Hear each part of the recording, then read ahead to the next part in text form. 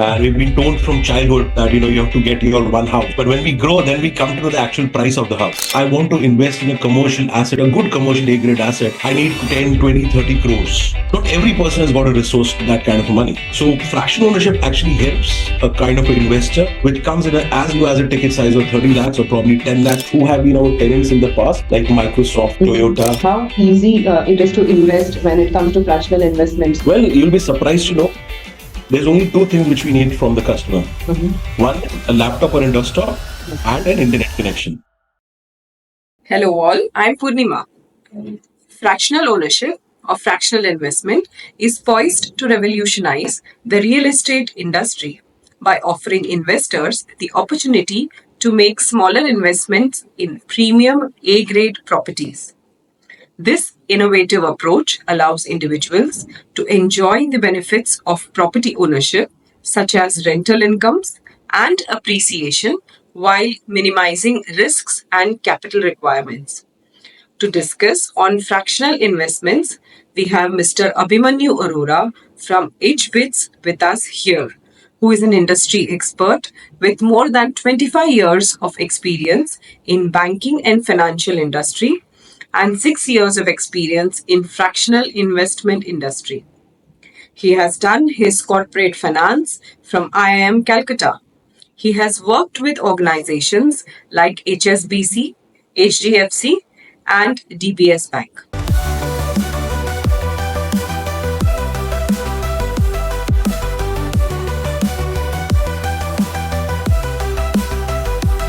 It's my pleasure to have Mr. Aabimaanyo Arora on the show. Hello, Aabimaanyo. How are you doing today? Hi. Hi, Poornima. Thank you for having me here.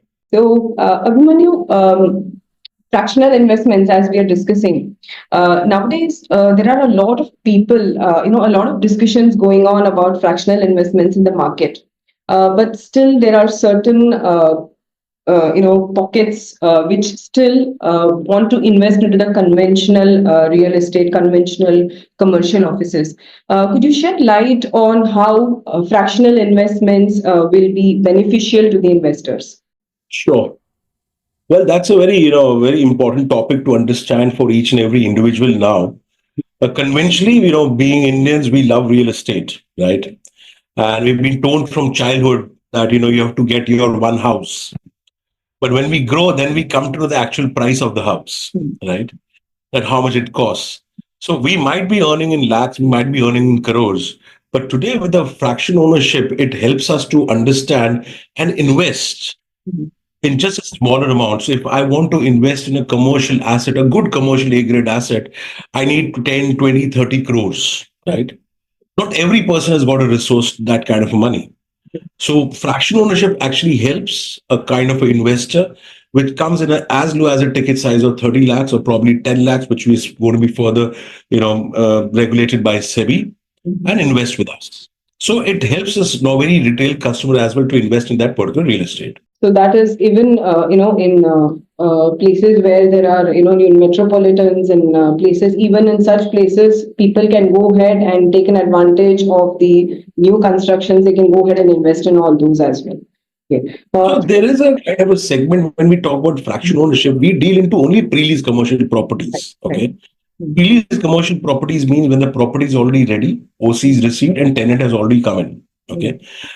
As per SEBI regulation, it only allows properties which are ready. They don't allow the under construction properties. So we look for properties which are pre-leased and generate a regular cash flow for you. And could you also shed light on how easy it is to invest when it comes to fractional investments for the customer? Could you also let us know on that? Well, you'll be surprised to know there's only two things which we need from the customer. One is a laptop or a desktop and an internet connection. That's really good. 35% of my customers are NRIs. So people can plug in from anywhere part of the globe and they can invest with us. That's really a very, very good advantage, because nowadays, considering the time constraint, they don't have to even do the due diligence or anything like that. Everything is done and they have to just go ahead and invest on the property. Great. Considering the assets for fractional investment, how do you pick and choose an asset? What are the key points that you look into when you choose one? Sure. This is a very important point for us at HBits because it's not about just picking up the asset. It's about we have to sell this asset as well after 5 years, right? Hence, we need to choose and pick the particular asset, but by not just by two or three or five parameters. We need to look at least 10 to probably 100 parameters before we look forward to acquire an asset for the particular client. One of what could be right now we are dealing into tier one cities because majorly all the tenants are in tier one cities. We look at the property. So I'm just highlighting just few pointers which you can understand, which would help the clients who will be listening this particular topic. Second could be I only pick up a particular commercial asset which is in the commercial outfit. That means a commercial property in in a residential outfit for future it may not be working out good. I'll be only picking up properties in that particular location where the property is in demand, which will automatically help me increasing the property appreciation year on year. Then I will as well look at the particular property where the tenant is good. I will only look up the particular property where tenant is as well not paying a higher rent as compared to the market because the risk associated with that particular property could be if he's paying a higher rent, he might leave the property. So there are many parameters when we look at that particular thing. So as you were mentioning, so can we look at A grade assets even in tier two cities as of now, or are we looking only at tier one? Yes, of course, yes. Currently, we have been doing properties in Pune, Mumbai, Bangalore. We look forward to enter Hyderabad, Ahmedabad as we speak. We are into a discussion on that. Primarily, what happens that when we enter into the fractional ownership, space, people who want to invest with us are from top tier one cities, right? Then they understand the product. Now we see a lot of penetration coming from the market. If I have to just give you a little numbers in a nutshell, Mumbai, Pune, Maharashtra adds approximately 35% business to us. Chennai, Hyderabad, Bangalore around 28% business. Gujarat, which was 8% earlier, has touched 18%. And balance is rest of India. So slowly and gradually that traction is coming to picture and people are understanding the fractional ownership space as the time comes back. The awareness is picking up. Very much. Okay. So coming to the cash flows, what are the returns that we can expect from this asset class? Let's do a comparison bit as well, which will help our customers understand and the audience understand who will be looking at this particular show. When we buy a property, or let's say for one single example, anywhere you're part of India, you buy a property, let's say a residential property of 1 crore. Okay. You end up getting maybe 18, maybe 20, maybe 25,000 rupee rent on a month. Over here with us, this asset class, if you park in 1 crore rupees, we end up giving you around 65 to 70,000 rupees per month. In a nutshell, what we are talking about ROIs are anything between 6 to 9%. Okay. And the IRRs between 15 to 17%. That is at least 2-3 times much more than the rental yields what they are getting in conventional property. Very true. So coming to the tenure, so an investor who's looking out for a short-term investment, can fractional investment be considered good? Also, to investor, majorly investors look at investment of real estate to be something like liquid or a regular cash flow kind of an investment. So can fractional investments be also put into that category? Oh, yes. Well, if we look at the asset class, which is a property, right? So automatically it comes to a picture that we need to give some time to the particular property to appreciate, right? Today, a short-term investment could be 1 to 3 years, and a long-term investment could be 7 to 10 years. But what we are talking about over here is that you stick to the property between 4 to 6 years. Okay. And we make it a point that we happen to not only deliver that particular ROIs, but the IRRs when we happen to exit that property for you. A very important point. However, there is no lock-in period for any clients. They can choose to exit at any given point of time. So the returns that will be promised, say if an investor is going to wants to exit midterm, so there are options available for him as well. He can go ahead and do that. Oh, yes, of course. See, that is the beauty of the product. Today, we need to give some liquidity to the client. So give an example, if I have done around 600, 700 transactions myself, have people come for exit? Yes, they have. Why? It could be some medical emergency, some kind of emergency in the family. Well, we entertain and we kind of take that thing very seriously and help the customers to exit the particular property between 0 to 90 days. And I'm talking about 90 days when the fractional ownership actually started 5 years back. Today, we are able to get that thing done at a very much lesser timeline. But his purpose for investing, the returns what he would get, will that also be, fulfilled if he exits midterm? So ultimately, what happens? There are two kinds of cash flows in this particular product. Mhm. Number one, let's treat this as a simple landlord and tenant relationship, Mhm. okay, wherein you get monthly rentals. Yeah. So the monthly rentals on one every particular date, rents coming on time to your account every month. Second cash flow is basically when you exit the particular property, right? Exiting the property for us is any time between 4 to 6 years. That's a time when the exit of the entire transaction happens and you get the appreciation of the particular property. However, if you happen to exit at a particular point, which is before the 5 years, of course, the kind of valuation of that particular property at that particular time and regulated by SM Reach, which is surely coming very soon, as per the valuation, the person have to click on a button sell. And if you get a particular buyer of that particular value, you happen to get that particular money into the account. So both his long term and short term, both the things get addressed in at this point of time. Very well. Very well. So let's talking about HBits. HBits has been a pioneer and a market leader. So can you elaborate on the earlier assets that HBits and the successful exits that HBits has had in this time span? So we have done approximately close to 14 or 15 properties at this moment. Investing, maybe I guess 16th, we are currently doing the 16th property. And our current AUM are above 500 crores. Okay. And I'm proud to say that we are the only ones in the fractional ownership space in the country who's done a successful exit. And when I talk about a successful exit, that means in that particular property brochure, we had mentioned a targeted IRR of 15.54 and we delivered 17.54%. Oh, that's great. So what are the current projects or current fractional assets that HBits has, in the ongoing ones or the recently launched ones? Please let us know. Surely, at Edgebits, we like to showcase multiple assets at one given point of time. Currently, if I look at, we have an asset in Bangalore, which is approximately 90% sold out.